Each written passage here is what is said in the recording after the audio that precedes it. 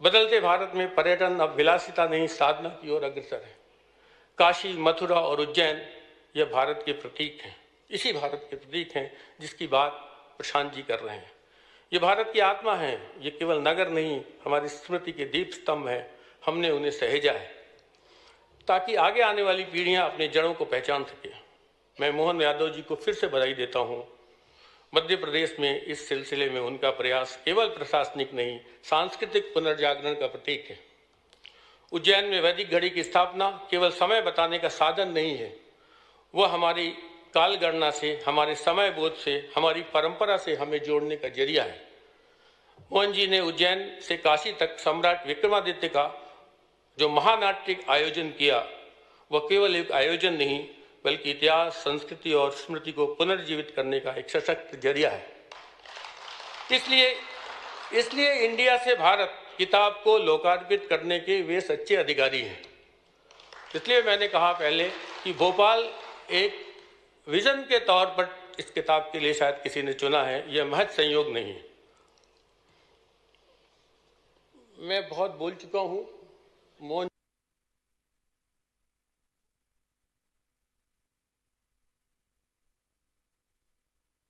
ये हमें थोड़ा इतिहास पर भी ध्यान देना पड़ेगा प्रशांत जी। संगतियां हैं, जो द्वंद्व हैं, उसको तो देखना ही होगा, लेकिन हमें जो इतिहास पढ़ाया गया वो गर्व और आत्मगौरव का इतिहास नहीं था। उसमें एक पार्टी के स्वतंत्रता संग्राम को ही हमारे संघर्ष का इतिहास मान लिया गया, जबकि स्वतंत्रता संग्राम के नायक असंख्य हैं। इन नायकों के साथ हम न्याय नहीं कर सकते, इसका हमें अफसोस होना चाहिए। हम लगातार भारत को खोते गए और इंडिया के होते गए। एक ऐसे ढर्रे पर देश खड़ा हो गया जहां समाज अपने इतिहास को नहीं जानता था, अपनी ताकत को नहीं पहचानता था। ऐसी स्थिति हो गई कि हम अपने ही अतीत पर संदेह करने लगे। आज लोकार्पित किताब के 11 अध्यायों में प्रशांत जी ने कई राजनीतिक, वैचारिक, सामरिक और सामाजिक घटनाओं, परिस्थितियों का जिक्र किया है। इससे दबी हुई इतिहास की परतें खुलती हैं। इतिहास लेखन में सच कभी भी एक या उतना भर नहीं रखता जितना हमें दिखता है। उसमें हमेशा कुछ जोड़ने और नए सिरे से देखने की गुंजाइश रहती है। प्रशांत जी ने सफलतापूर्वक उसे परत दर परत खोलने का काम किया है। मैं समझता हूँ इस दृष्टि से किताब एक महत्वपूर्ण और जरूरी प्रयास है, जिसका महत्व आगे आने वाले वर्षों में और गहरा होगा। ये किताब एक कोशिश है इंडिया बना दिए गए देश को भारत की याद दिलाने की, लेकिन यह काम केवल एक प्रयास से पूरा नहीं होगा। हम सबको इस दिशा में अपने स्तर पर प्रयास करने होंगे कि कैसे हम इंडिया और भारत के विरोधाभासों को हल करें, कैसे भारत फिर से उठे, दुनिया में याद दिलाया जाए, लोगों को प्रेरणा दे और गर्व, अभिमान, स्वाभिमान के साथ विश्व का फिर से नेतृत्व करे। आखिर में एक बात कहूंगा,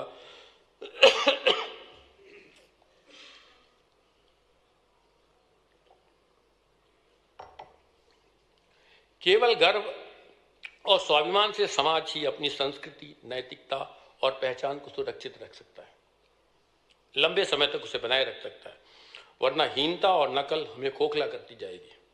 मुझे यकीन है कि इस बहस और ज़रूरत को स्थापित करने में इस पुस्तक की अहम भूमिका होगी। एक बार फिर किताब के लिए प्रशांत पोल जी को बहुत बहुत बधाई, आभार, और मध्य प्रदेश को के जरिए भारत को, इंडिया को भारत की ओर लौटाने के लिए डॉक्टर मोहन यादव जी का अभिनंदन। नमस्कार।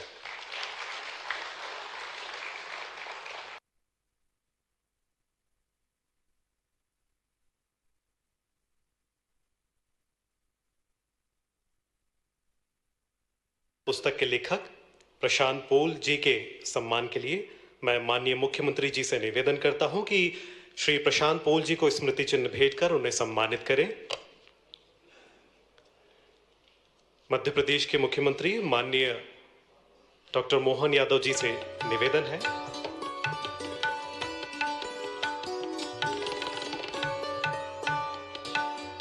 डॉक्टर मोहन यादव जी सम्मानित कर रहे हैं इस पुस्तक के लेखक श्री प्रशांत पोल जी को। हम करतल ध्वनि से अभिनंदन करते हैं, स्वागत करते हैं। बहुत धन्यवाद। जैसा कि पूर्व में बताया गया कि प्रज्ञा प्रवाह राष्ट्र प्रथम विचार पर केंद्रित विचारकों, लेखकों और थिंक टैंक का एक ग्लोबल वैश्विक नेटवर्क है। प्रज्ञा प्रवाह की प्रेरणा से एक थिंक टैंक मध्य प्रदेश में कार्यरत है, मध्य प्रदेश नीति अनुसंधान एवं विश्लेषण लीग। यह राष्ट्र प्रथम दृष्टि पर आधारित और प्रज्ञा प्रवाह प्रेरित एक थिंक टैंक है, जिसका उद्देश्य है मध्य प्रदेश की सामाजिक, आर्थिक, शैक्षणिक, स्वास्थ्य, कृषि, पर्यावरण और शासन प्रणाली से जुड़ी नीतियों का गहन अध्ययन कर व्यवहारिक और सतत समाधान प्रस्तुत करना। इस थिंक टैंक के द्वारा 2 विषयों पर विशेष कार्य किया गया, जिसकी रिपोर्ट प्रस्तुत करने के लिए मैं इस रिपोर्ट को तैयार करने वाले शोधकर्ताओं को मंच पर आमंत्रित करता हूं, ताकि वे मंच पर आएं और माननीय मुख्यमंत्री जी को इसकी एक रिपोर्ट की प्रति सौंपें। मैं मंच पर आमंत्रित कर रहा हूं इस रिपोर्ट को बनाने का जो प्रथम दल है, जिसमें है सुश्री संचिता जैन जी, अभिनव आर्य जी, सविता भदौरिया जी, भूपेंद्र सिंह जाटव जी और अभिषेक शर्मा। आप सभी मंच पर सादर आमंत्रित हैं। मैं प्रज्ञा प्रवाह के प्रांत संयोजक धीरेन्द्र चतुर्वेदी जी से निवेदन करूंगा कि समूह की तरफ से एक प्रति माननीय मुख्यमंत्री जी को सौंपे, और ये पूरा समूह यहां पर एक समूह चित्र के लिए भी रहेगा माननीय मुख्यमंत्री जी के साथ। ये जो शोध कार्य किया गया, इसका विषय था सुशासन के परिप्रेक्ष्य में सूचना के अधिकार अधिनियम 2005 का मध्य प्रदेश के विभिन्न शासकीय विभागों के द्वारा पालन और सुझाव।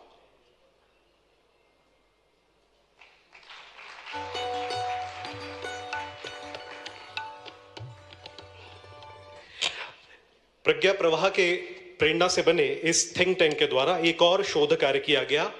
भारत के युवाओं के मानस को समझना, यूथ नैरेटिव को समझना, अध्ययन आधारित इस शोध पर कार्य को करने वाला जो शोधकर्ता दल था, इसमें थे डॉक्टर राम बाबू मेहर जी, कोकिला चतुर्वेदी जी, अंबुज तिवारी जी और अर्जुन सिंह ठाकुर जी।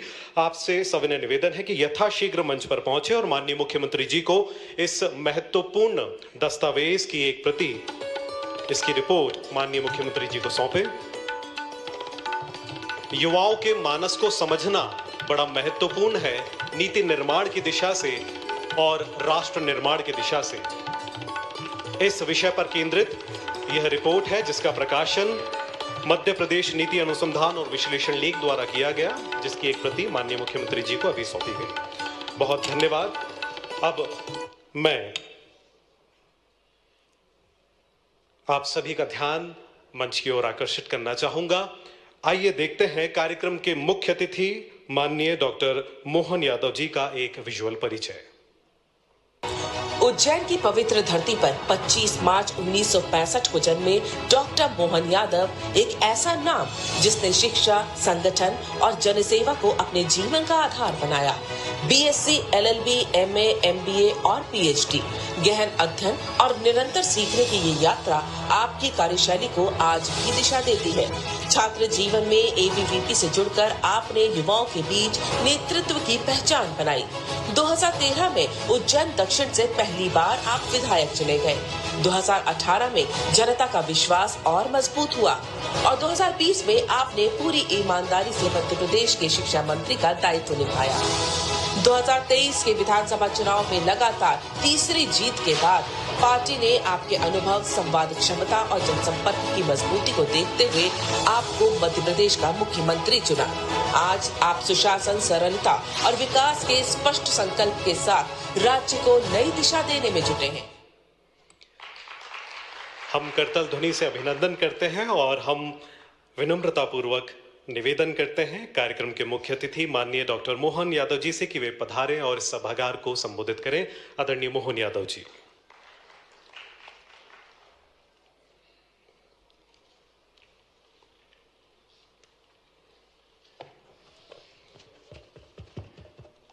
इंडिया से भारत एक प्रवास इस पुस्तिका के विमोचन के अवसर पर मंच पर विराजमान पत्रकारिता के सशक्त हस्ताक्षर, देश के नहीं दुनिया के अंदर जिनका बड़ा नाम है, टीवी 9 भारतवर्ष के निदेशक माननीय हेमंत शर्मा जी का मैं मध्य प्रदेश सरकार की ओर से स्वागत करता हूं, अभिनंदन करता हूं। सच में आज का ये आयोजन बहुत अद्भुत भी है और प्रशांत पॉल जी की लेखन यात्रा का एक नया पड़ाव उस पड़ाव में आपके हस्ताक्षरित एक नया दस्तावेज हमारे सबके सामने आज लोकार्पित हुआ। मैं माननीय प्रशांत पॉल जी को भी बधाई देना चाहता हूं, जिनके कारण से मध्य प्रदेश भी गौरवान्वित हो रहा है। मंच पर ही विराजमान श्रीमान रविंद्र कान्हेरे जी, अध्यक्ष विद्या भारती, अखिल भारतीय अध्यक्ष विद्या भारती। इस अवसर पर प्रांत संयोजक श्रीमान प्रज्ञा प्रभा, श्रीमान धीरेन्द्र चतुर्वेदी जी, आपका भी स्वागत, अभिनंदन। मंच के सामने मौजूद हमारे मंत्रिमंडल के सभी सम्माननीय सदस्यगण, हमारे अलग अलग क्षेत्रों के सभी दायित्ववान प्रमुख बंधुगण, सभागार में मौजूद सभी भाइयों बहनों, पत्रकार साथियों, मैं इस कार्यक्रम को शुरू से अभी तक अगर यहीं के यहीं विश्लेषण करूं तो ये हमारे लिए अभी जितने 11 अध्याय में आपने जोड़ा है, सच में प्रशांत जी आपने बहुत मेहनत की है।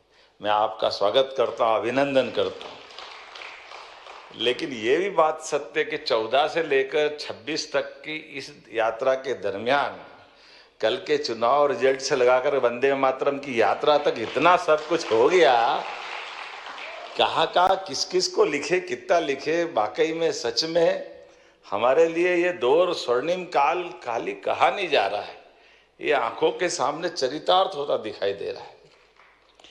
कहाँ हम अपने देश की आज़ादी के पहले दिन की कल्पना करें। सही में आपने सही सोचा, जब आपने एक राज्य के मुख्यमंत्री का निधन का आप सच में आपने उस घटनाक्रम को उल्लेख करके ये अपना एक बड़ा दायित्व का निर्वहन किया। मैं भी 2-3 चीज़ें देख रहा था। अभी किसी देश के साथ उसकी विगत समय के संघर्ष की गाथा के लिए जो जो घटनाक्रम घटे होंगे और उस घटनाक्रम के बाद देश की आज़ादी के बाद क्या होता है। देश की आज़ादी के लिए वंदे मातरम ने एक तरह से संजीवनी बूटी का काम करा तमाम क्रांतिकारियों के लिए, लेकिन देश की आज़ादी के समय उस वंदे मातरम के टुकड़े कर दिए और टुकड़े करने का परिणाम क्या निकला, देश के टुकड़े हो गए। और डराया क्या गया कि देश के कई लोगों को पसंद नहीं इसलिए मत करो। अरे भाई, ये तुम कौन से रास्ते पे ले जा रहे हो? तुम्हारा अपना एजेंडा कुछ हो सकता है, देश के लिए आप गलत बात मत करो। ये भी 14 से अभी 26 की यात्रा में हुआ है। श्री राम मंदिर का निर्माण भी धूमधाम से और वंदे मातरम का गान भी देश भर में चल रहा है। ये हमारे नेतृत्व की विशेषता है और ये है वास्तव में इंडिया से भारत की यात्रा में अभी छूटे हुए कुछ प्रसंग। मुझे आपकी तरफ से मैं आपको धन्यवाद भी देना चाहूँगा। सच में आपने बहुत मेहनत की। एक प्रसंग में इस पुस्तक में पढ़ रहा था और वो प्रसंग में इस देश के आज़ादी के साथ ही जिस बात पे ध्यान दिया जाना चाहिए था, 1942 सेकंड वर्ल्ड वॉर में भी भारत ने अपनी सेना के साथ बड़ी भूमिका अदा की थी। सेना भी सक्षम थी, समर्थ थी, लेकिन सेना के प्रति दृष्टिकोण आजाद भारत के पास देश के प्रधानमंत्री का क्या था। एक व्यक्ति 200, आपने उल्लेख किया है, 200 जीप सप्लाई करने का ऑर्डर लेते हैं और वो ऑर्डर सेना के लिए जीप देना और जीप के लिए 200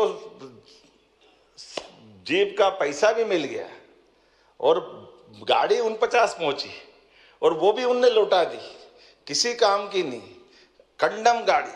वो बाद में 62 में हमारा रक्षा मंत्री बनता है। कमाल कर दिया है। वाकई ये कौन से दौर की सरकारें चल रही थी और आज का दौर। अपन तुलना करो, केवल याद करो मूछ वाला अभिनंदन को, कितना अच्छा लगता है उस दौर को याद करें। वो अभिनंदन जिसके यही 14 से 26 के दौर में हमने सबने देखा है, हमारे सोए हुए सैनिकों के ऊपर जो आक्रमण करके गए थे, उन आक्रमणकर्ताओं के घर में घुस करके हमारी सेना अगर मारने गई तो हमने बहुत, आपने सही कहा कि इतनी गहरी नींद में थे कि पहले तो समझ में ही नहीं आया, समझने में टाइम लग गया कि वो हमारे लोग पाकिस्तान की सीमा में घुस जाए। पहले तो यही बहुत बड़ी कलेजे की बात है और अगर अंदर घुस गए तो घुसते आने में विमान टपक गया और हमारा यात्री पकड़ा गया, हमारा सैनिक पकड़ा गया। और सुबह सुबह से दोपहर तक तो पल्ले ही नहीं पड़ी कि ये हो क्या रहा है। हमारे माननीय नेता को वो कह रहा है कि भाई हमने आपका आदमी पकड़ा है, हम इसको कुछ नहीं कर रहे, इसको चाय पिला रहा है, इसको बिस्कुट खिला रहा है, आप कोई आदमी आके हमसे बात करके ले जाए इसको। लेकिन हमारे नेतृत्व की तरफ से कोई बात नहीं आती। शाम होते होते अपना कलेजा धक धक कर रहा कि अच्छा भाषा काम कर दिया, बढ़िया, जितने थे सबको काम तमाम करिया है, बचा कुछ भी नहीं, आप भैया बात ही कर लो, क्या जा रहा है। लेकिन नहीं, शाम तक उनने कहा कोई बात नहीं आ रहा हो तो मत आओ, टेलीफोन पे तो बात कर लो। टेलीफोन पे भी बात नहीं कर रहे। बड़ा रहस्य लगा कि ये क्या हुआ, शाम तक बिना टेलीफोन पे बात करे और उन्होंने ससम्मान हमारे व्यक्ति को छोड़ दिया। मेरे को बड़ी जिज्ञासा थी कि ये क्या हुआ। तो मेरे को एक बड़े सैनिक अधिकारी ने बाद में बताया कि वास्तव में हुआ ये था कि हमारे नेतृत्व ने स्पष्ट खबर कर दी, आपका ऐसा कहना कि आपके आतंकवादी बगैर आपके परमिशन के भारत में घुसकर सोए हुए सैनिकों की हत्या कर गए, इसमें आपका कोई रोल नहीं। तो हमारे भी सैनिकों ने उनको जाके घर में मार दिया। तो अब हमारे लोगों ने आपका हमारा दोनों का हिसाब बराबर कर दिया, हमारे लोगों ने भी वो कर दिया।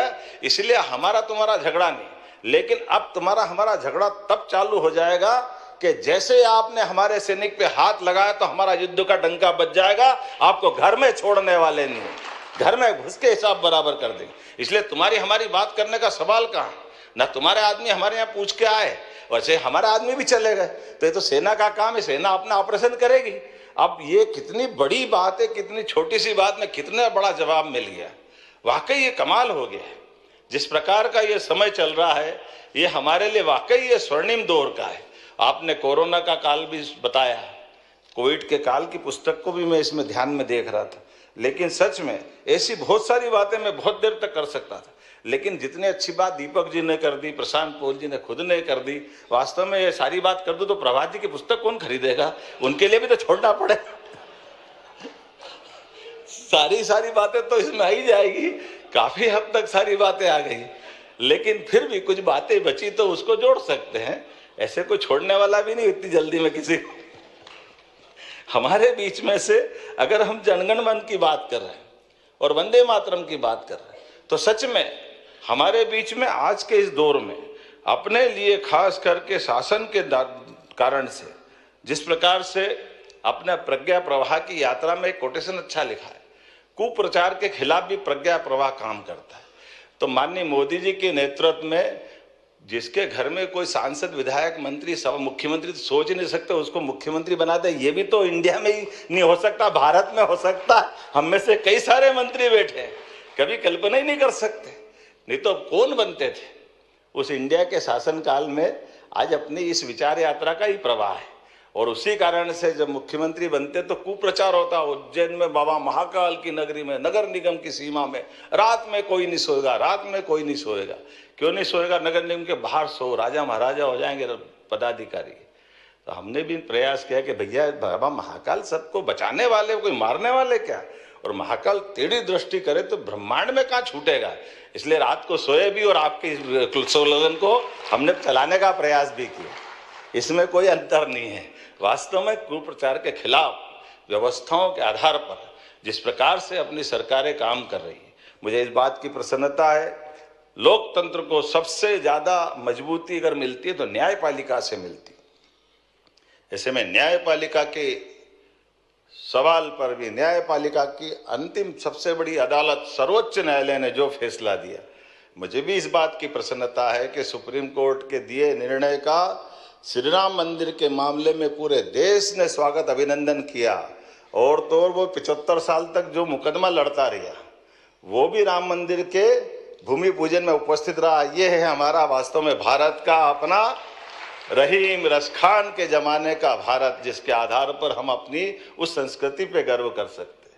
ये ऐसी कई सारी बातें मैं बता सकता हूँ, लेकिन सच में आज इस कार्यक्रम में थोड़ा विलम्ब से आया, इसकी क्षमा भी चाहता हूँ। मेरे घर में कुछ घटना घटी थी इसके कारण से, लेकिन आपका ये पूरा आज का एक तरह से जितना अच्छा ये भाव के साथ पुस्तक का कार्यक्रम हुआ है, मैं आपको पुनः अपनी ओर से बधाई देता हूं और मुझे गर्व है मध्य प्रदेश में इतने अच्छे लेखक हैं जिनके कारण से पूरा देश जिन पे गर्व करेगा, पूरा देश के अंदर वो पाथेय बनेगा जिस आधार पे हम सब ऐसे आयोजनों के लिए बार बार आने की इच्छा करेंगे। मेरी अपनी ओर से बहुत बहुत अभिनंदन। भारत माता की जय। बहुत बहुत धन्यवाद आदरणीय डॉक्टर मोहन यादव जी, माननीय मुख्यमंत्री मध्य प्रदेश शासन। देवियों सज्जनों, आज का यह गरिमामय कार्यक्रम अब अपने अंतिम चरण की ओर है। आभार प्रदर्शन के लिए अब मैं विनम्र आग्रह करता हूं प्रज्ञा प्रवाह के प्रांत संयोजक श्री धीरेन्द्र चतुर्वेदी जी से। आज के कार्यक्रम के यशस्वी मुख्यमंत्री डॉक्टर मोहन यादव जी, कार्यक्रम की अध्यक्षता कर रहे TV9 भारतवर्ष के निदेशक आदरणीय श्री हेमंत शर्मा जी, आज के कार्यक्रम के विशिष्ट अतिथि श्री रविंद्र कान्हेरे जी तथा जिनकी पुस्तक का आज विमोचन हुआ है, ऐसे वरिष्ठ लेखक, चिंतक, विचारक और हमारी प्रज्ञा प्रवाह की केंद्रीय टोली के सदस्य मान्यवर